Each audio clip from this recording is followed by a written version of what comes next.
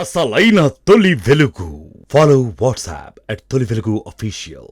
Municipal ఎన్నికల వేడి మొదలైంది. ఉమ్మడి ఆదిలాబాద్ జిల్లా వ్యాప్తంగా బీజేపీ చాలా సీరియస్గా తీసుకున్నట్టుంది. అటు మంచిర్యాల కార్పొరేషన్ నుంచి మొదలుకొని ఇటు కాగజ్ నగర్ మున్సిపాలిటీ వరకు చాలా సీరియస్ కసరత్తు చేస్తుంది. దీంట్లో భాగంగానే ఈరోజు అతిథిగా మెదక్ ఎంపీ రఘునందన్ రావు వచ్చిండు. అన్నున్నాడు, మనతో మాట్లాడిద్దాం. అసలు తెలంగాణ స్టేట్ సినారియో నుంచి మొదలుకొని కాగజ్ నగర్ వరకు ఎట్లుందో తెలుసుకుందాం. అన్న ఏంటి ఎట్లా చూడొచ్చు? ముందుగా ఫోన్ ట్యాపింగ్ దగ్గరికి పోదాం. మీరు దాని మీద మాట్లాడండి, ఆ తర్వాత సో మిగతా మున్సిపల్ ఎన్నికలు ఫోన్ ట్యాపింగ్ రెండు విభిన్నమైనటువంటి అంశాలు. మీకు కావాల్సినటువంటి అంశం ఫోన్ ట్యాపింగ్లోనే కనబడుతుంది కాబట్టి మా మున్సిపల్ ఎన్నికలు మీకు ప్రయారిటీ కనబడవు. సో భారతీయ జనతా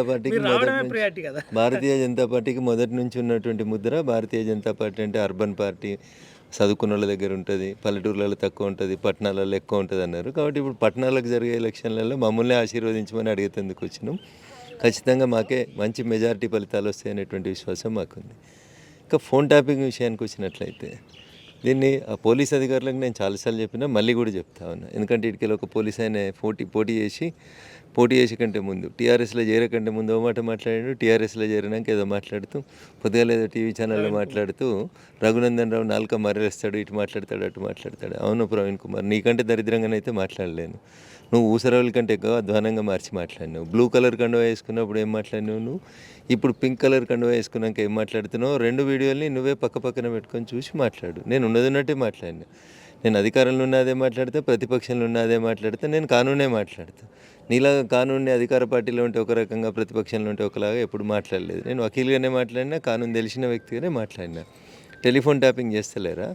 ఐపీఎస్ ఉన్నప్పుడు నువ్వు ఎప్పుడు టెలిఫోన్ ట్యాపింగ్ చేయలేదా? ప్రభుత్వంలో ఉన్నప్పుడు చేస్తామని చెప్తారు. మరి అదే చెప్పు. మా అబ్జెక్షన్ ఏంది? ఎవడో ప్రైవేట్ టీవీ స్టూడియోలో కూర్చొని ఎవరి కొంపకో ప్లగ్ పెడితే దానికి మేము అభ్యంతరం చెప్తా ఉన్నాం. అది చేయించింది ఎవడో తేల్చమని అడుగుతున్నాం. అట్లా పెద్ద ఆయన అంటే ఎవరిని చెప్తారు పెద్ద ఆయన అని? రాష్ట్రంలో పెద్ద ఆయన అని ఎవరిని అంటారు? పోలీసుడు పెద్ద ఆయన అంటే డీజీపీ అవుతాడు, రాజకీయ నాయకులు పెద్ద ఆయన అంటే ముఖ్యమంత్రి అవుతారు. అకల్ మనకు ఇషారా, సామాత్రం కూడా అకల్ లేకుండా మేము ఎట్లా మాట్లాడతాం? మేము అకలుండే మాట్లాడుతున్నాం. రాష్ట్రంలో టెలిఫోన్ ట్యాపింగ్ జరిగింది, మా అందరి ఫోన్లు విన్నారు, ఇంక్లూడింగ్ ఆర్ఎస్ ప్రవీణ్ కుమార్ గారు బీఎస్పీ అధ్యక్షునిగా ఉన్నప్పుడు ఆయన ఫోన్ కూడా విన్నారని ఆయన్నే స్వయంగా అంగీకరించిండు. ఇలా నీ గులాబీ కండువా అవసరం ఉంది కాబట్టి, నువ్వు రంగు మార్చినావు కాబట్టి మాట మార్చి రఘునందన్ మాట మారుస్తుందంటే నేను దానికి బాధ్యని కాదు కదా. నువ్వే మాట మార్చినావు. నువ్వు బీఎస్పీ అధ్యక్షునిగా ఉన్నప్పుడు ఏం మాట్లాడినావు, మునుగోడు బై ఎలక్షన్స్ అప్పుడు ఏం మాట్లాడినావు, ఒకసారి వీడియోలు తిరిగేసుకొని చూసుకోండి. వాస్తవాలుగా మాట్లాడాలి. టెలిఫోన్ ట్యాపింగ్ ఐఎస్ఐకి సంబంధించిన వాళ్ళని, నక్సలైట్లని, దేశద్రోహుల్ని, ఈ దేశానికి, భారత రాజ్యాంగానికి, అంబేద్కర్ గారు రాసినటువంటి రాజ్యాంగానికి విఘాతం కల్పించేటువంటి వ్యక్తులకి ఖచ్చితంగా ప్లగ్ పెడతారు పోలీసులు, ఖచ్చితంగా వింటారు. దాన్ని ఎవరు వద్దన్నారు, దానికి హోమ్ సెక్రటరీ పర్మిషన్ తీసుకోవాలి, ప్రొసీజర్ ఉంటుంది. ఆర్ఎస్ ప్రవీణ్ కుమార్ గారి పేరు ఎదుట ఒక నక్సలైట్ నాయకుని పేరు రాసి ఆయన ఫోన్ వినడం కరెక్టే అని మీరు ఇయ్యాల కూడా సమర్థించేది ఉంటే మీరు రండి, మీరు ఎడికి పిలిస్తే నేను ఆడికి వస్తాను, మాట్లాడుకుందాం. దాంట్లో నాకేం అభ్యంతరం. 100% టెలిఫోన్ ట్యాపింగ్ జరిగింది. దుబ్బాక ఉప ఎన్నికప్పుడు నన్ను ఎంత కష్టపెట్టారో అందరికీ తెలిసినటువంటి అంశమే. దాంట్లో తప్పు చేసిన వాళ్ళు శిక్షించబడాలని మేము కోరుకుంటున్నాం. ప్రవీణ్ కుమార్ గారు వారిని కాపాడాలనుకుంటే వారి విఘ్నతకు వదిలేస్తారు. ఎట్లా చూడొచ్చు అన్న? అంటే కేసీఆర్ నిన్నటి విచారణ ఇదంతా అంశం అసలు నిజంగానే అంటే మీరు ఒక ఎక్స్పర్ట్గా కేసీఆర్ను దగ్గర నుంచి చూసిన వ్యక్తిగా, దట్టు తెలంగాణ ఉద్యమకారుడిగా, మీ అంత క్లోజ్గా వేరే చూడకపోయాడు. కేసీఆర్ని దగ్గర చూసుడు దూరం చూసుడు కాదు. దొంగ నాకు దగ్గర అయినంత మాత్రాన్ని దొంగ నిడిచిపెట్టమని చెప్తాను. దొంగనే తప్పు చేసినోడే. ఈ మాట నేను చెప్పలేదు. జూన్ 2014 తొలి తెలంగాణ శాసనసభలో తొలి ముఖ్యమంత్రిగా మాట్లాడుతూ గౌరవనీయులు చంద్రశేఖరరావు గారు చెప్పిన మాటలు ఏంటంటే, తప్పు చేసినోడు తనయుడైనా, తప్పు చేసింది తనయైనా శిక్షించబడతారు, జైలుకు పోవాల్సిందే అన్నాడు. సారు మాటల్ని సార్కే యాడ్ చేసి చెప్పాలంటే, తప్పు చేసిండ్రు, మీరు టెలిఫోన్ ట్యాపింగ్ చేసిర్రు, చేయమని చెప్పిండ్రు, మా పేర్లకు ఎదురుగా నక్సలైట్ల పేర్లు పెట్టి మా పేర్లు విన్నారు, మా ఫోన్లు విన్నారు. రఘునందన్ రావు మాట్లాడితే పక్క పార్టీవాడు కాబట్టి మాట్లాడిండు. నీ బిడ్డ చెప్పింది కదా, అరే సిగ్గున్నదిరాబాయ్ ఇంటల్లుని ఫోన్ వింటారా అన్నది. ఇంతకంటే సిగ్గులేని ముచ్చట ఏముంటుంది? కాబట్టి టెలిఫోన్ ట్యాపింగ్ జరిగింది, దానికి బాధ్యత వహించాల్సింది చంద్రశేఖరరావు గారే. కానీ కాంగ్రెస్ పార్టీకి అంత ధైర్యం లేదు, కాంగ్రెస్ పార్టీకి అంత చేత కాదు. చంద్రశేఖరరావునే కాదు, కనీసం హరీష్ రావును కూడా అరెస్ట్ చేసేందుకు వాళ్ళకి చేత కాదు. వాళ్ళకి ఏం చేస్తారంటే, ఈ కేసులో అన్నీ అయిపోయాక సాక్ష్యాలు దొరికినాయి అని చెప్పి తీసుకుపోయి ఛార్జ్షీట్ వేసి కోర్టులో చేతులు దులుపుకుంటుంది కాంగ్రెస్ పార్టీ.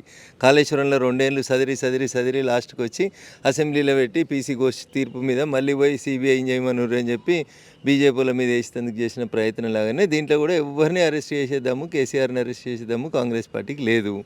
కాకపోతే ఛార్జ్ షీట్ వేస్తారు.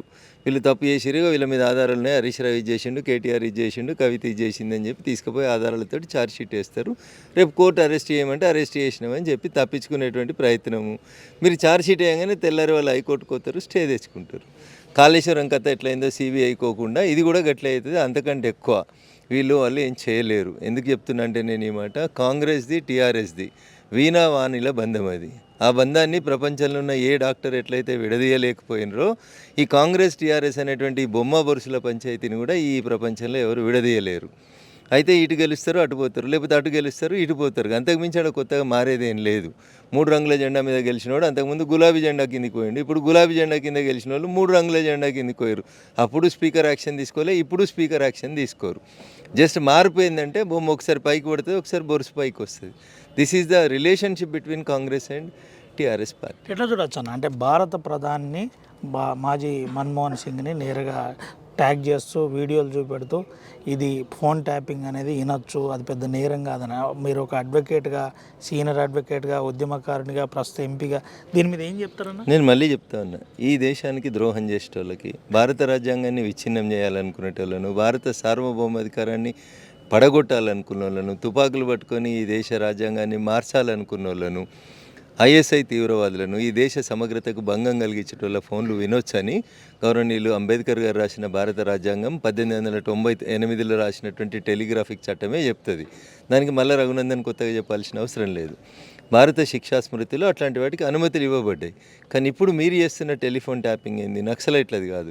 రఘునందన్ రావు పేరు పక్కన ఒక నక్సలైట్ నాయకుని పేరు రాస్తారు, ఐపీఎస్ ప్రవీణ్ కుమార్ గారి పేరు పక్కన ఇంకొక నెంబర్ పక్కన ఇంకొక నక్సలైట్ నాయకుని నెంబర్ రాసి మీరు టెలిఫోన్ ట్యాప్ చేసినారు. ఇది సమర్థనీయం అయితే ఆర్ఎస్ ప్రవీణ్ కుమార్ గారు చెప్పాలి. హౌ ఇట్ ఈస్ జస్టిఫైబుల్ అనేది వారు చెప్తే నేను వస్తాను, మాట్లాడడానికి వస్తాను. ఇప్పుడు ఏందన్న, ఇప్పుడు కూడా ఈ ప్రభుత్వం కూడా టెలిఫోన్ ట్యాపింగ్ జరుగుతుందా లేదా చెప్పాలంటున్నారు. ఇది నిజమేనా అసలు? ఇటు దీని మీద ఎట్లా చూడొచ్చు? మళ్ళీ చెప్తా ఉన్నా, ఎస్బీ అనేటువంటి ఒక వింగ్ వాళ్ళ డ్యూటీ అది. వాళ్ళు సమాజంలో ఎక్కడ నేరం జరుగుతుంది, దాన్ని ఎట్లా ప్రివెంట్ చేయాలనేది వినడానికి వాళ్ళు చేసేటువంటి ప్రయత్నం వాళ్ళు చేస్తూనే ఉంటారు. నేను మళ్ళీ చెప్తా ఉన్నది, దేశానికి స్వతంత్రం వచ్చే కంటే ముందు నుంచి కూడా ఈ కథ ఉన్నది, ఇప్పుడు కూడా ఉంటుంది, రేపు కూడా ఉంటుంది.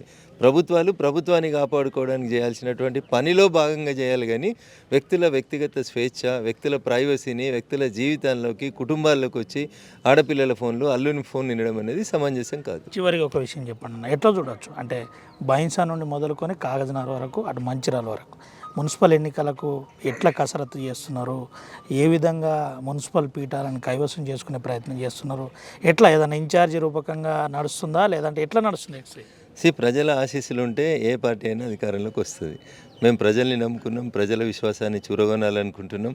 10 ఏళ్ల టీఆర్ఎస్ హయాంలో జరిగిన విధ్వంసాన్ని, 2 సంవత్సరాల్లో కాంగ్రెస్ పార్టీ ప్రభుత్వంలో జరుగుతున్న అవినీతిని చూసిన తర్వాత మచ్చలేనటువంటి నాయకత్వం కానివ్వండి, లేదా వచ్చేటువంటి నిధుల విషయం లోపల కానివ్వండి, ఏమైనా అండర్గ్రౌండ్ డ్రైనేజ్ కావాలంటే మేమే వేయాలంటే, టాయిలెట్ కట్టాలంటే మేమే వేయాలి, స్వచ్ఛ భారత్ మిషన్ కింద మేమే వేయాలి, రింగ్ రోడ్లు మాయే, నేషనల్ హైవేలు మాయే, ఆఖరికి ఇప్పుడు రేపు ఏప్రిల్ 1 నుంచి వచ్చేటువంటి 16th ఫైనాన్స్ కమిషన్ కింద మున్సిపాలిటీలకు వచ్చేటువంటి పైసలు కానీ, నిన్నటిదాకా వచ్చిన 15th ఫైనాన్స్ కమిషన్ నిధులు కానీ, అసలు రేవంత్ రెడ్డి గారు వచ్చిన తర్వాత ముఖ్యమంత్రికి రాష్ట్రానికి ₹1 ఒక పంచాయతీకి కానీ, ఒక మున్సిపాలిటీకి కానీ ఇచ్చింది ఉంటే ఏమైనా లెక్క చెప్పమనుండ్రి.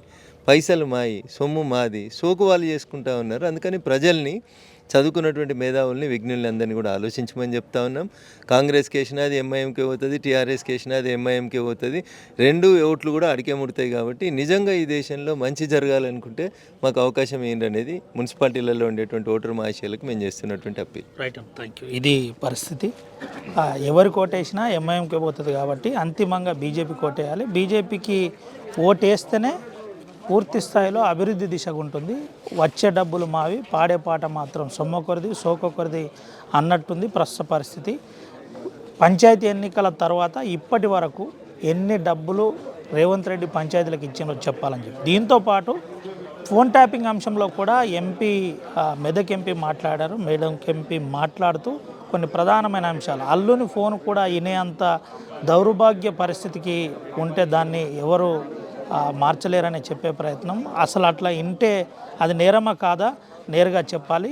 నక్సలైట్ల పేర్ల కింద మా పేర్లు పెట్టి ఫోన్ ట్యాపింగ్ చేసిండు, ఇది పక్కా నేరమే, దీనికి శిక్ష పడాలి. అయితే ఇదంతా కూడా ఒక అడ్వకేట్గా మరో విషయం చెబుతున్నా, ఈ అంశంలో కొన్ని ముఖ్యమైన ఆధారాలతో పాటు ఛార్జ్షీట్ వేస్తారు. ఛార్జ్షీట్ వేసిన తర్వాత మళ్ళీ బీఆర్ఎస్ వాళ్ళు కోర్టుకు వెళ్తారు. కోర్టుకు పెట్టి స్టే తెచ్చుకొని ఆ కేసును కాలక్షేపం చేసి నిర్వీర్యం చేసే ప్రయత్నం చేస్తారు. అయితే ఇదంతా కూడా వీణా వాణిల బంధం ఉందని నేరుగా కాంగ్రెస్ బీఆర్ఎస్ వీణా వాణిల బంధం అని ఎంపీ రఘునందన్ రావు చెబుతున్న పరిస్థితి. సుమంత్ రవినాయక్, RTV, ఆదిలాబాద్. అసలైన తొలి వెలుగు. ఫాలో వాట్సాప్ @తొలి వెలుగు అఫీషియల్.